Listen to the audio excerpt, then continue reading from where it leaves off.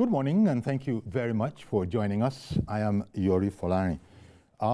Today, news, if you had looked at the front page of the Punch, you would have seen that the lead headline there is that the federal government has actually deferred most of the capital, well, 2/3 of the capital budgets to the 2026 financial year. And, this is we have a guest, Dr. Vincent Wani. He's an economist and investment specialist. Good morning to you, Dr. Wani.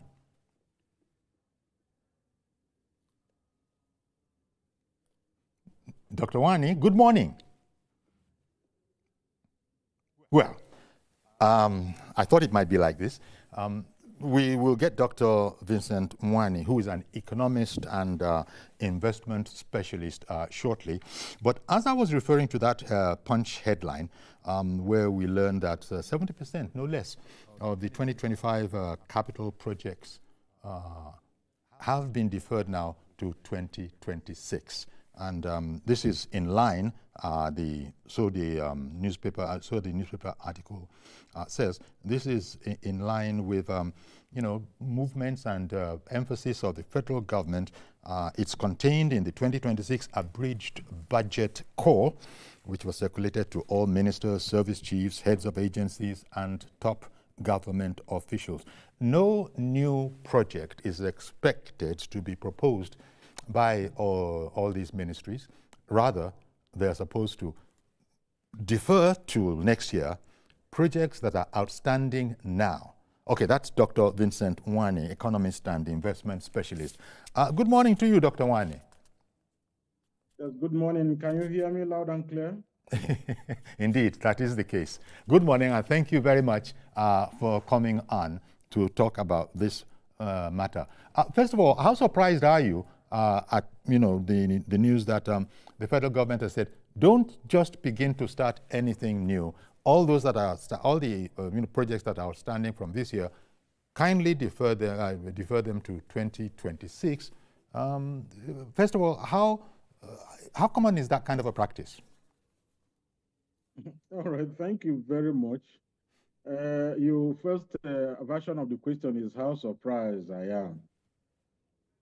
I'm not surprised. Of course, it's surprising, but for me, I'm not surprised. Okay. To the extent that I've been an economic analyst for some time now, and also watches Nigeria's budgetary landscape, over the last 20 years, and it has not been as bad as this, to be honest. So that's a surprise element. But okay. The fact that we have been carrying forward prior year budget to the new year budget, some years ago it was first quarter, budget from year X -1 will come to budget year X +1, up to March 30. That's what we've been seeing. In 2025, we saw up to June, carry on projects from 2024 up to June 2025. But this design now is quite classical. That's a surprise element. But like I said, there is a track record of carryover budget timelines, budget implementation timelines, especially the capital components of the budget. This one is a bit more drastic because we've been told that 70% of 2025 budget, that's the capital element of the budget, will now be carried forward to 2026. So that's a phenomenon. We've not had it as bold as this. We've not had it as phenomenal as this, and this is why it is subject to public interest, analyst scrutiny, questions and engagement have to happen. Dr.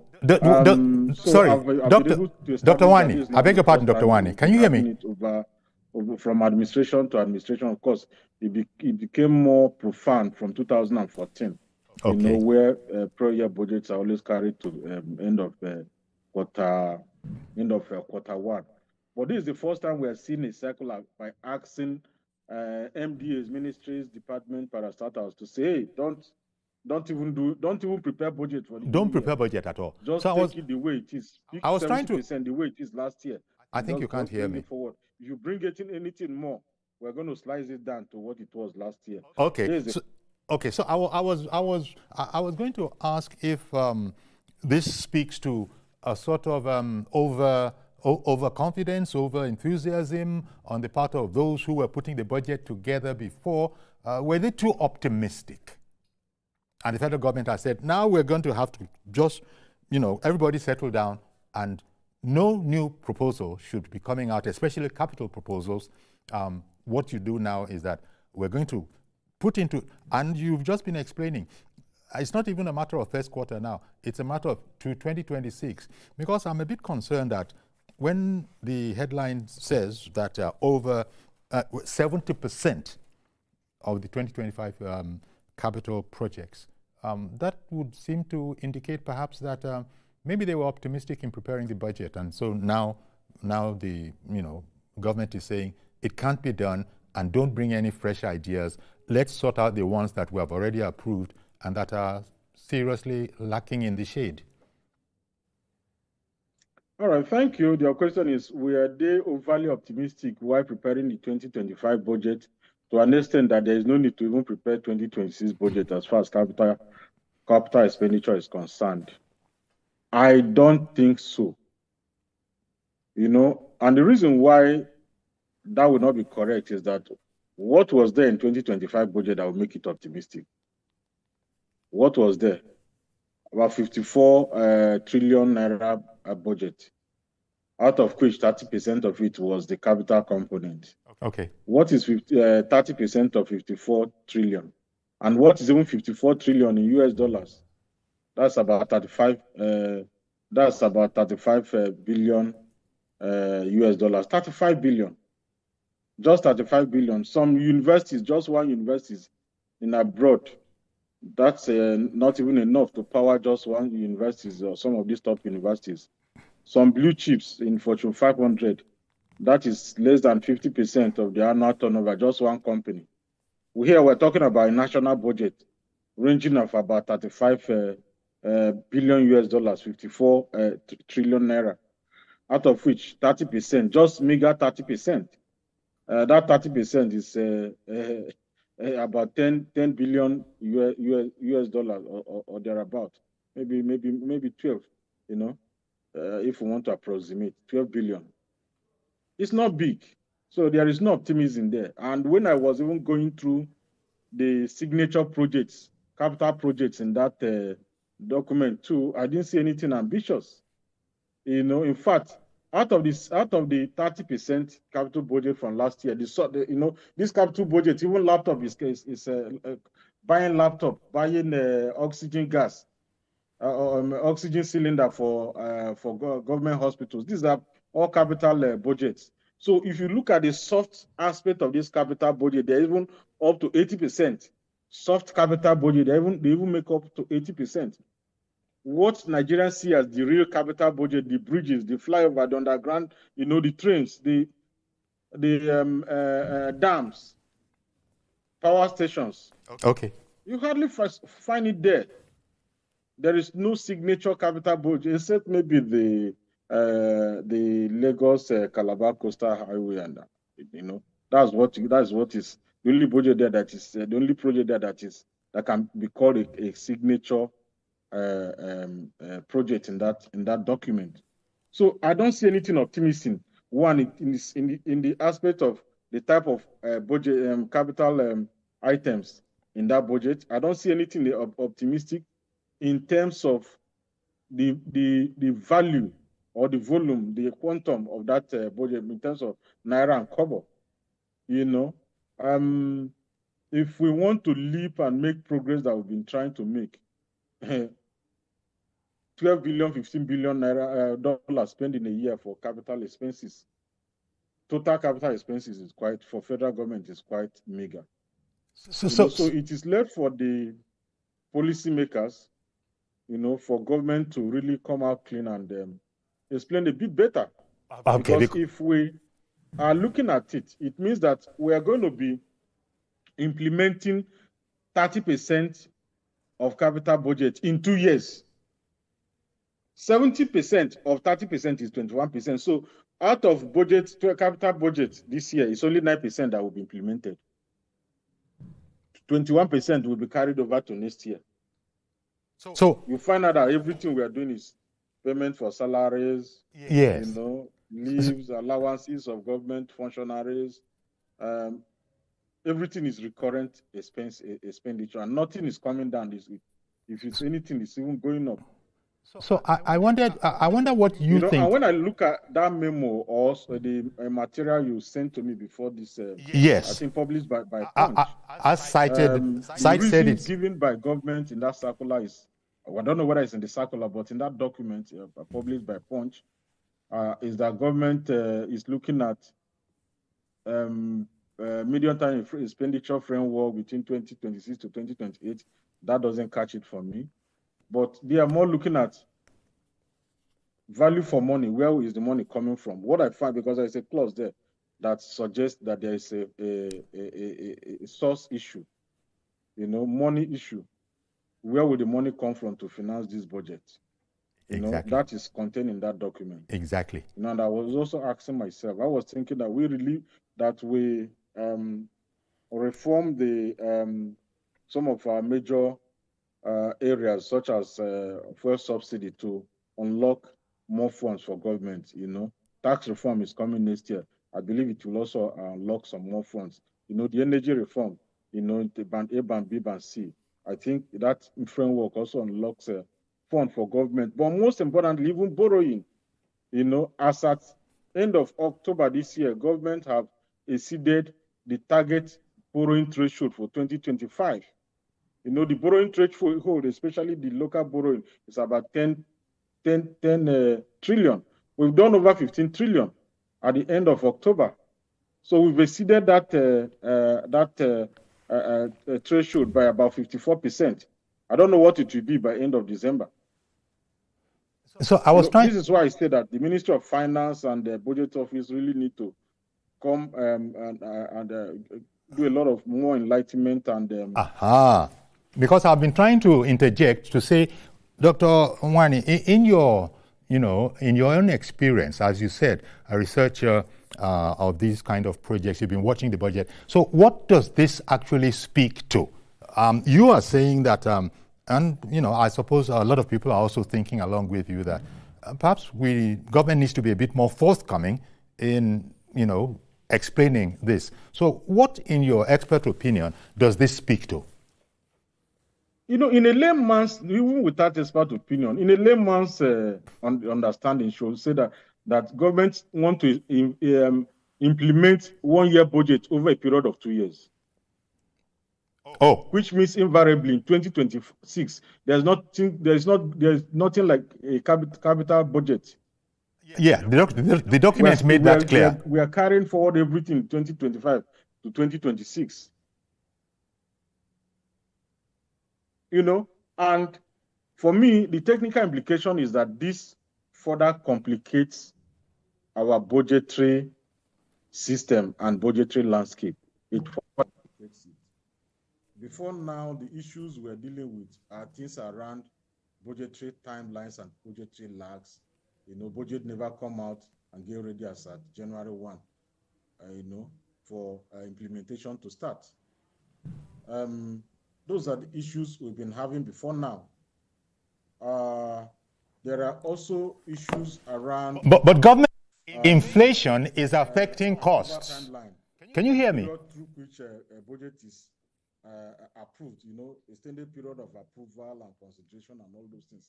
Even signing timeline. After the legislatures, the National Assembly do their justice to the preparing the budget and approving the budget, it takes presidency to sign. So these are the issues that were on ground before. But now we're now looking at implementation lags.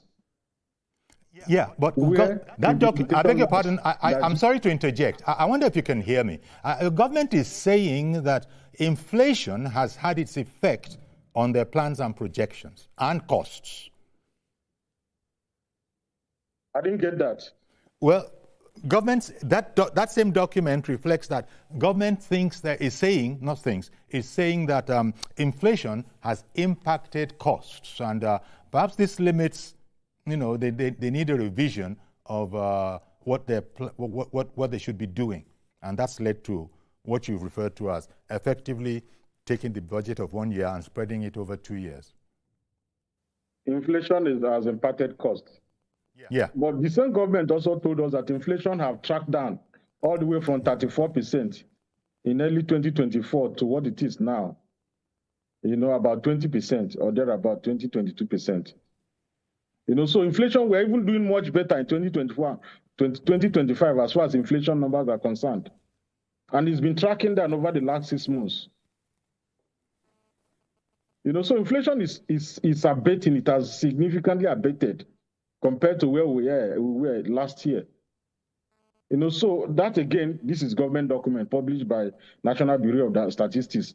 Government document itself debunked that idea that inflation is an issue because we're making gains as far as inflation is concerned. And that gain have been sustained. And that is one of the bragging rights of this government over the last few months. Okay. Inflation is tracking down. Exchange rate is even becoming a bit more stable compared to what it was last year. Make no mistake, macroeconomic numbers, whether we like it or not, is far better than what it was last year or even 2 years ago. And that is a win. That is a gain. Okay, one moment, please. Economic stability. One moment, please. There's a viewer on the line. I beg your pardon. There's a viewer on the line. One moment, please. Good morning, Mr. George. Good morning, Uncle Yori. Okay. And good morning to Mr. Wani. Dr. Wani. Yes. Uncle Yori, I think he makes common, you know, it's only commonsensical that if you can perform only 30% of a project within the budgetary year, you should not budget again for the following year when 70% of that project has not been completed.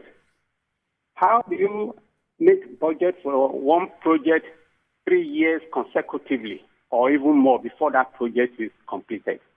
What happens to the multiple budget funding?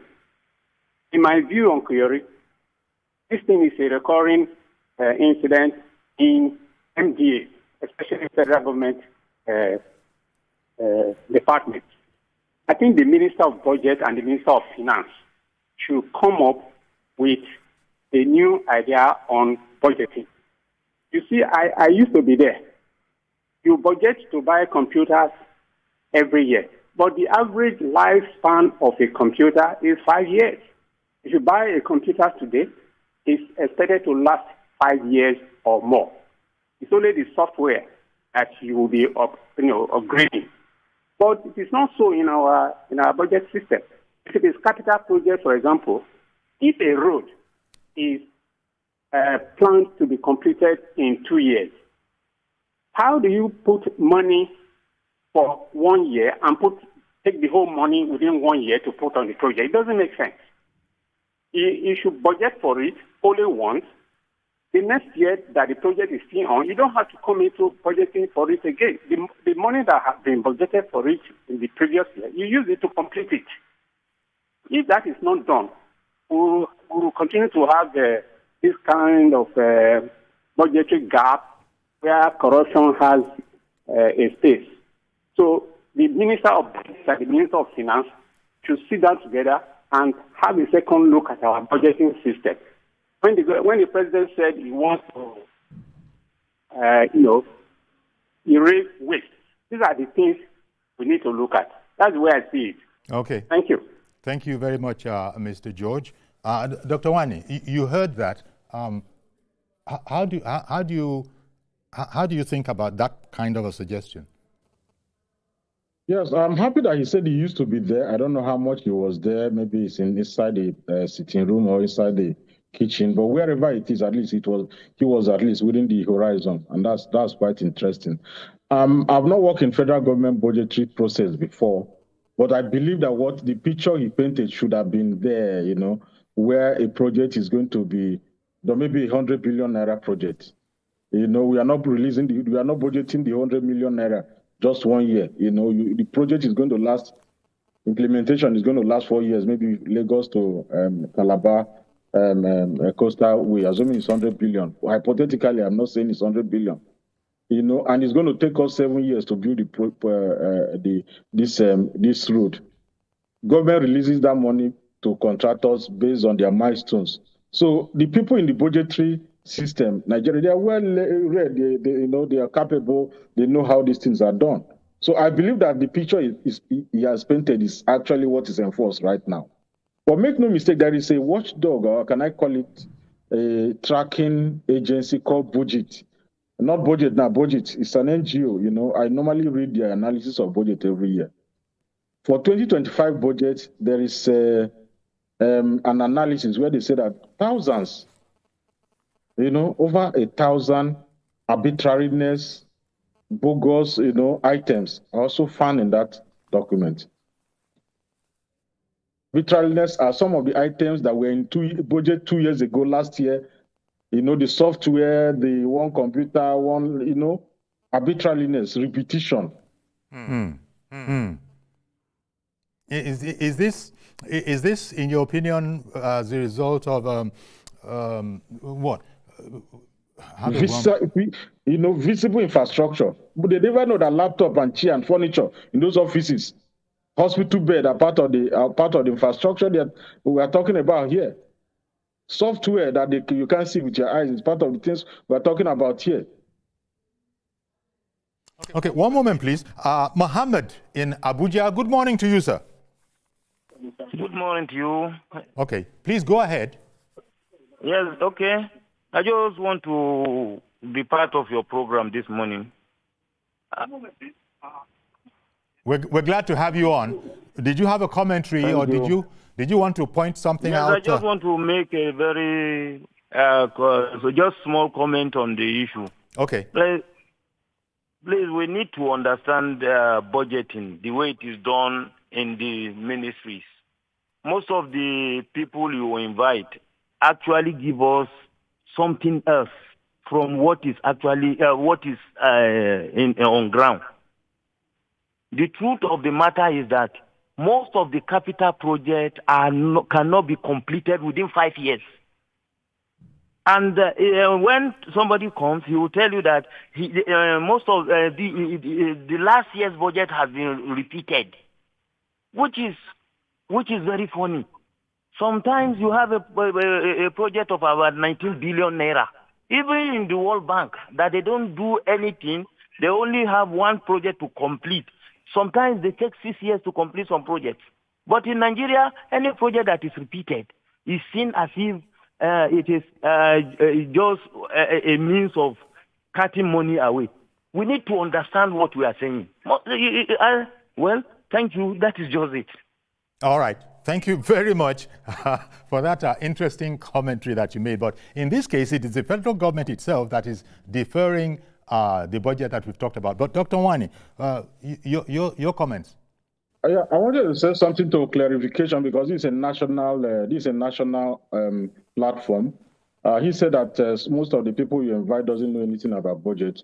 By God's grace, I earned my PhD in 2015, which is over 10 years now, and my thesis was on federal government budget. That's a job I did for 4 years plus, studying budget.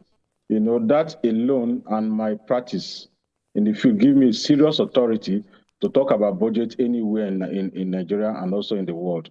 Having said that, and I've said it, that there are what they call budgetary tracking, Fiscal Responsibility Commission.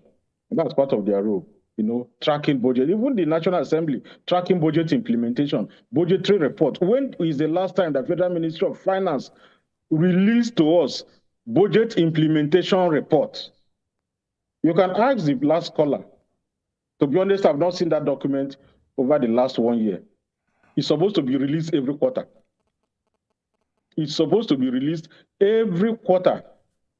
There is no technicality there. A layman knows that even some furniture, some building, hospital, will take you more than 3 years to finish building it. And government budget this thing and say, okay, this is the first milestone, 1 year, this is where we'll be. And even our own house, we build ourselves. We don't release the whole money that we're building our residential building 1 year. So it's a normal thing. There's no technicality there. Layman knows about all these things. But experts And I quoted budget. Budget, not budget. Budget is an organization. And their job is on transparency, good governance around budget and public finance. They normally critique every year's budget, and it's in their website. Go there and check it. There is this arbitrariness in the budget. It's in their report. Go and look at it. And they take their time. These are experts. Okay. So it is time. There is no difference here. Nigeria is Nigeria for all of us. For federal government, especially the National Assembly, whether it is in the House or the Senate, to do their job. Part of their job is oversight. Fiscal Responsibility Commission, Ministry of Finance, as far as budget implementation is concerned, at least we need a document to review, and with that document, we can begin to interrogate. That is what we're saying. Okay. If an outsider or even an investor hear that federal government have rolled over 70% of 2025 budget to be implemented in 2026, that headline alone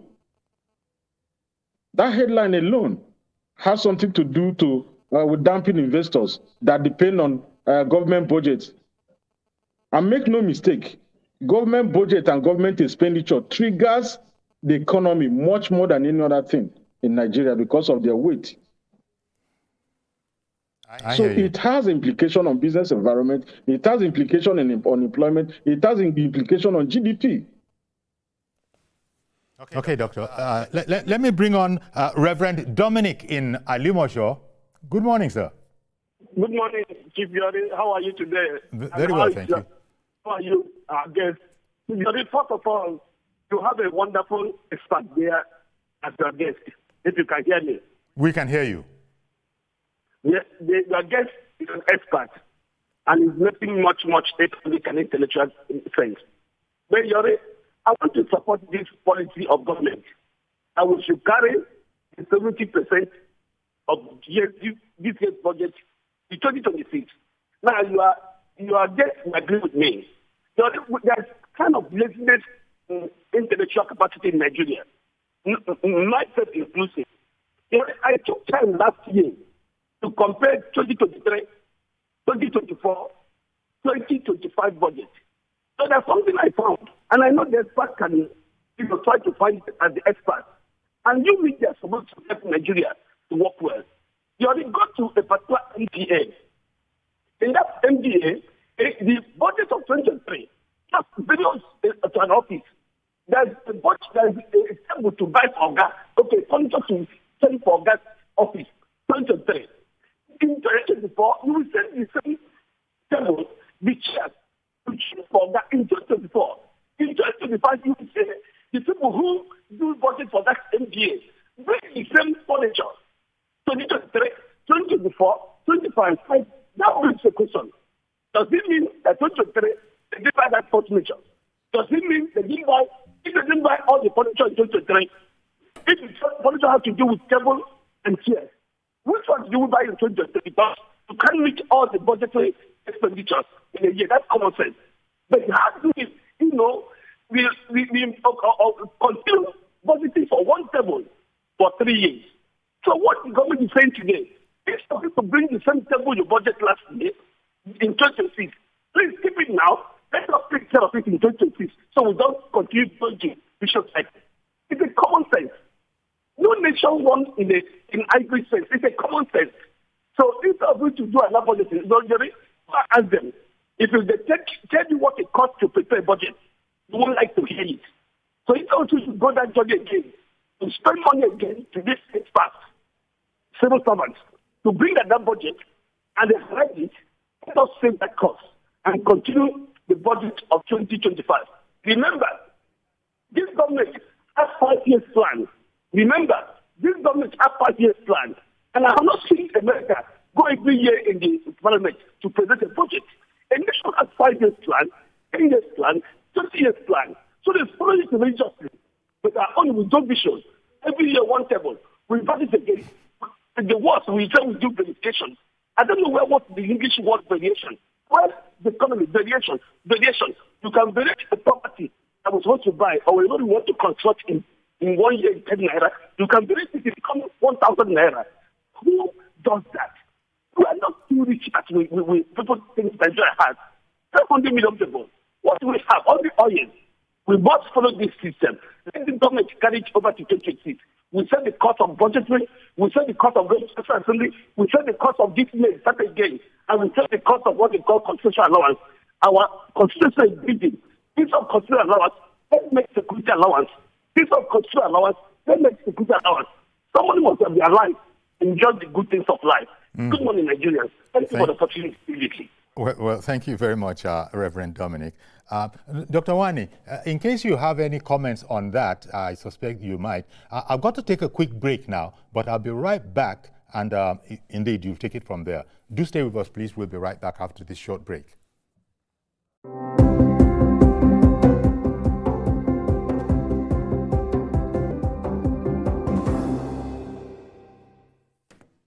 Okay, then, thank you very much for staying with us.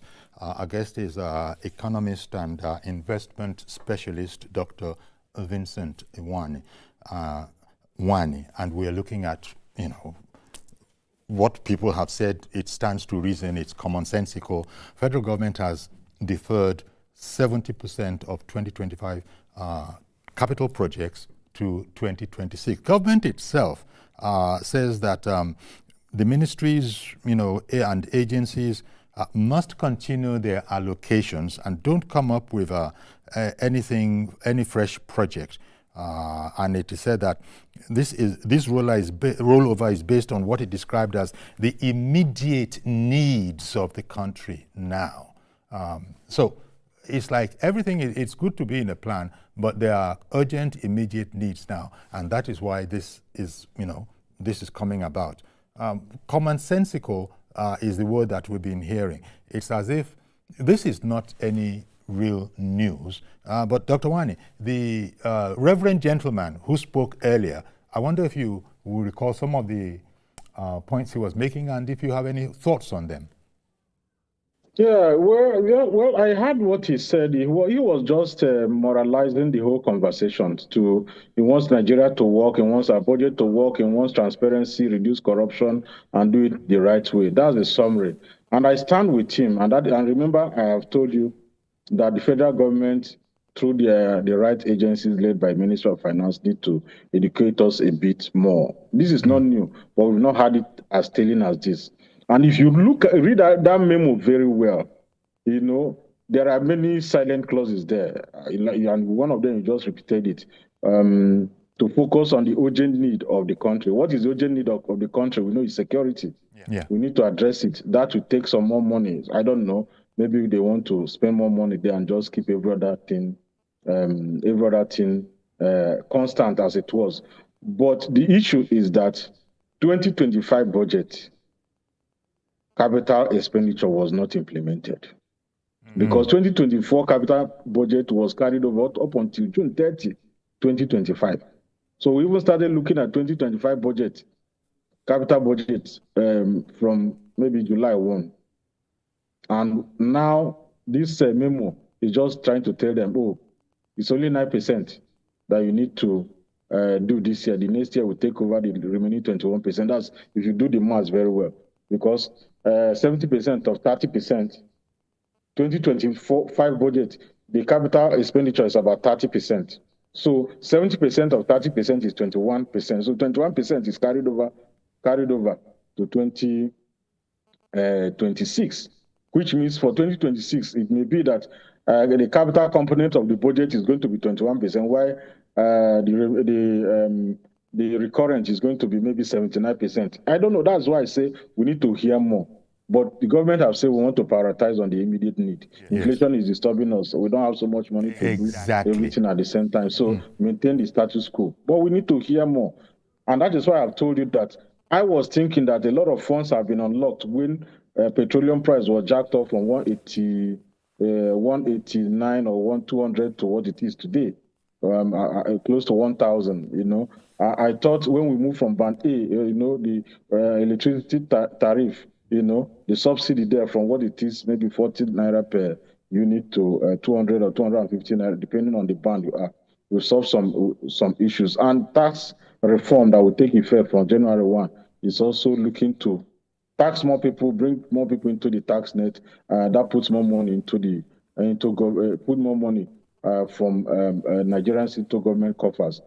Again, borrowing have been phenomenal. I mentioned that we've been borrowing and we have exceeded borrowing limits. And oil prices have not done badly, to be honest. Oil price have not done badly. Our receipt from oil is decent enough, So these are the concerns. That's why I say we need more information from the government, But make no mistake. Even before now, the average capital expenditure budgeted and implemented from 2007, from 1999 up until 2003, 2023, the average is about 66%. The average capital expenditure implemented. So we've never had it 100% implemented, on the average. But now it has moved from that, It has moved from 60-something percent, 66% to less than 30% implementation. And that is if we're taking it as a whole. But me, I'm now, as an expert, divided it into soft capital expenditure and hard capital expenditure. The hard one are the ones, the school that is built, everybody can see. The road, the rail, the flyovers, the drain, the waterways and whatever. The military assets, hard assets. But there are a lot of non-visible, very soft capital expenditure that you cannot see that takes 80% of that capital budget. That is where the issue is. And there are arbitrariness.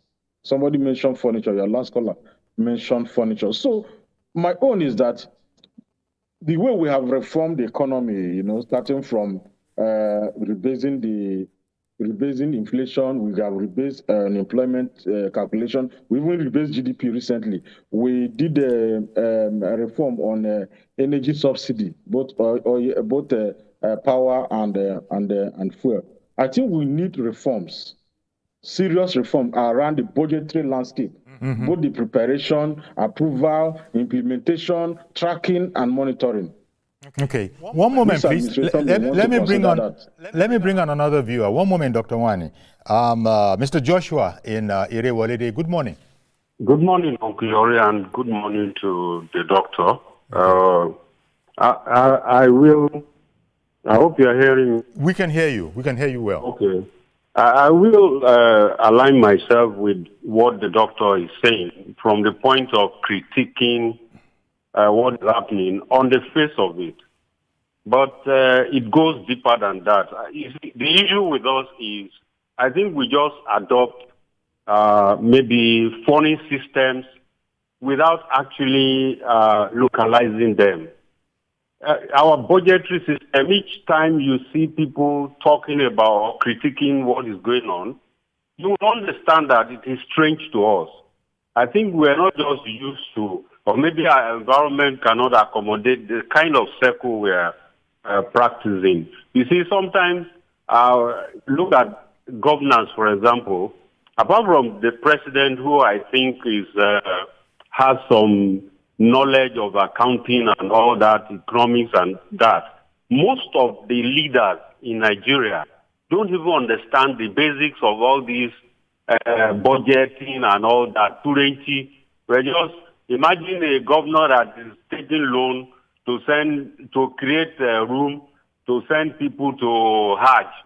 That is the one you are talking about, budgeting of 2025, 24 and all that. It doesn't even understand what the issues are.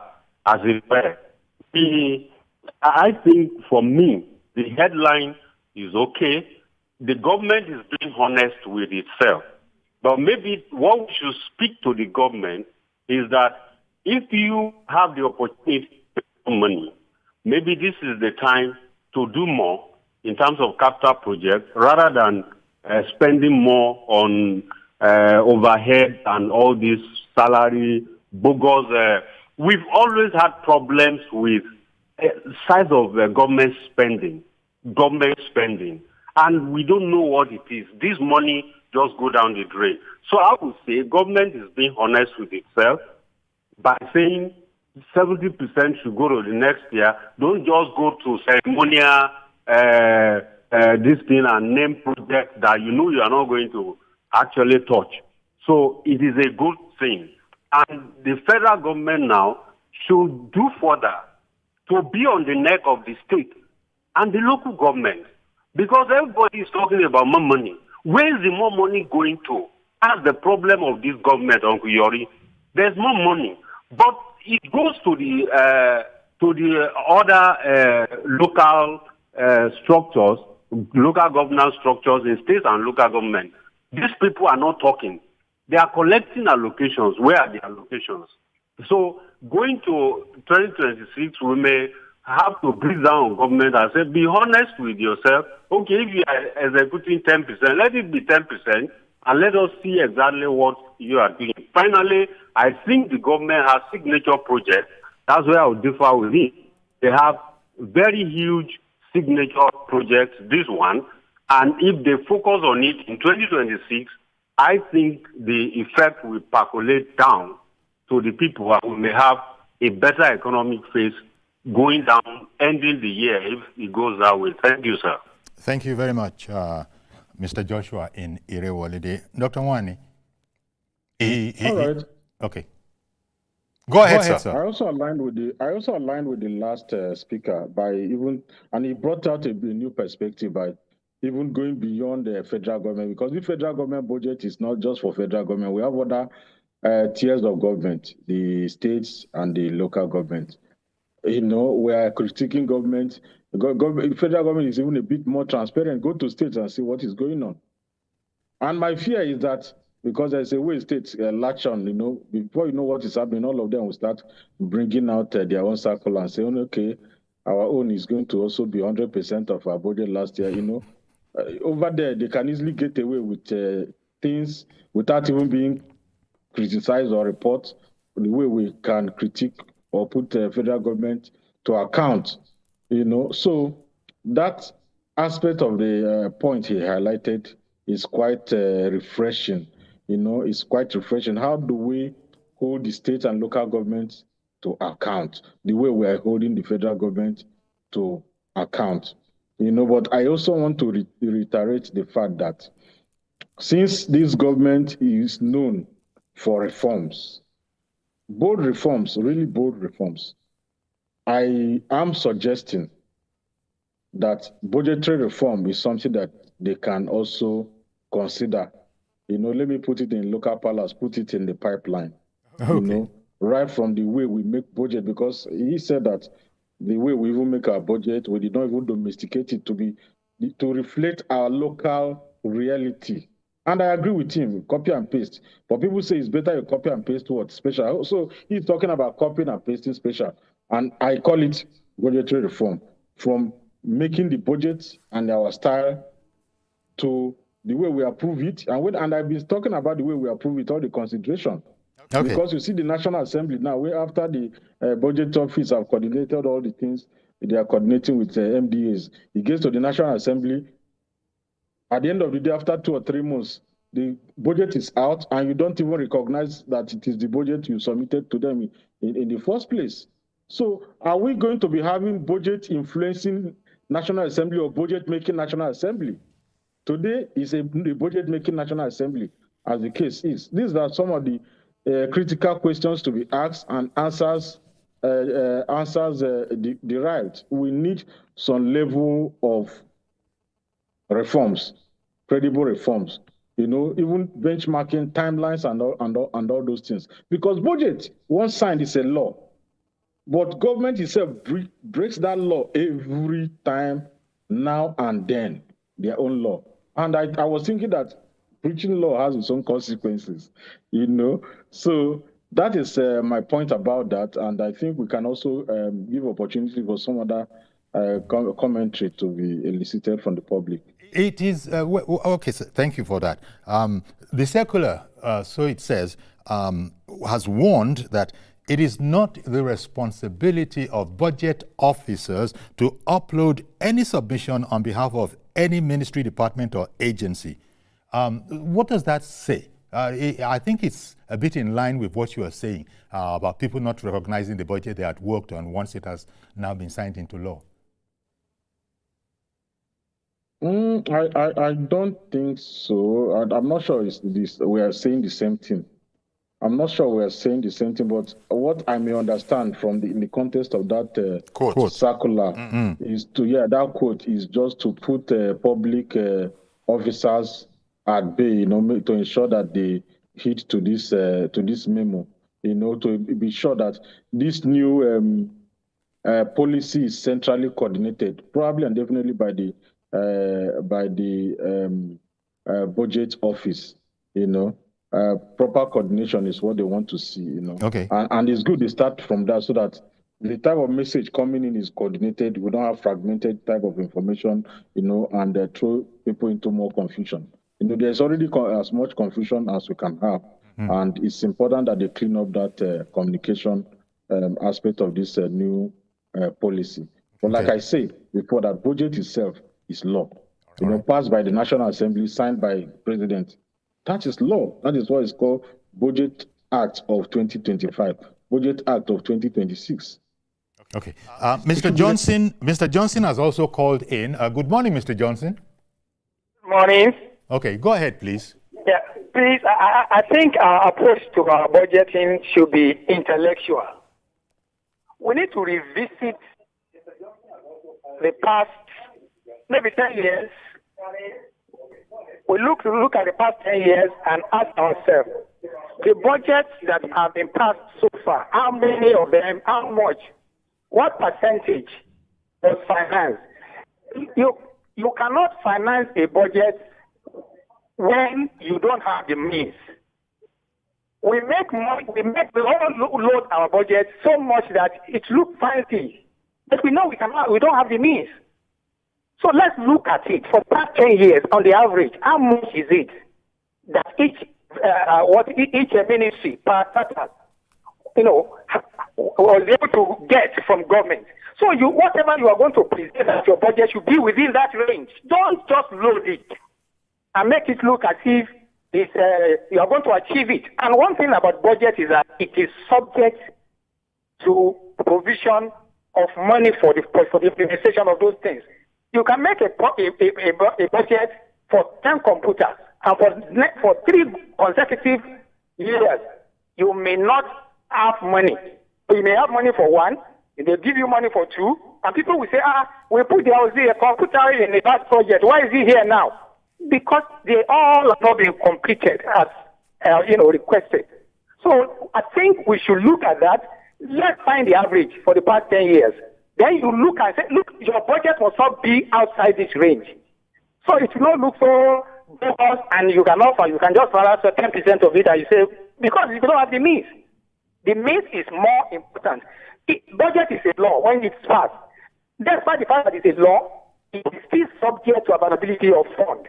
If you don't have the fund, you cannot implement those things. People should understand that. And another thing is that all that are in the budget presented, be realistic. There's no way in the world that people can finance everything. All. It's not, even in America, there are broken bridges there that need to be fixed up to now. So we should always come to that conclusion in our mind that, look, every time you cannot afford all. But the most important one should be done. And we should also make sure that whatever money we are giving are judiciously spent. Thank you. Thank you very much, Mr. Johnson. I would imagine that Dr. Vincent Nwani, I never bother my imagining. Your thoughts as we close now on that, Dr. Nwani. Unfortunately, I did not hear the last speaker. The line was breaking so badly. So I did not pick up anything substantial to be able to give you a rebuttal. Okay? So if I'm invited to make my closing remark, I'll just say that, like one of the callers said, that government have come out clean to say, hey, we don't have money. That we don't have money again also need to be interrogated, because during this presentation I've laid claims to the fact that government should be having much more money than before, you know. So we need more enlightenment. Okay. We need a budgetary performance report. And just to answer one of the questions, the one I heard, he said we should go back 10 years and see how much we have even implemented budgets. And I said it here that average capital budget implementation have been around 66%, which means 44% never get to be implemented. You know, but all said and done, I will close by saying that time has come where we still need to leverage on one of the key power and profile of this administration, that is reforms, to extend it to this budgetary ecosystem in Nigeria. That, to a large extent, will not only benefit government itself, but also have a positive spillover effect on private sector and the operators. Thank you very much. Thank you very much, Dr. Vincent Nwani, economist and investment specialist, for shining the light on this story, this news story that has come out. We really do appreciate your knowledge and expertise on it. Okay, so we're going to have to leave it there, but do please join us tomorrow for a fresh edition. I am Yori Folarin. Bye-bye for now.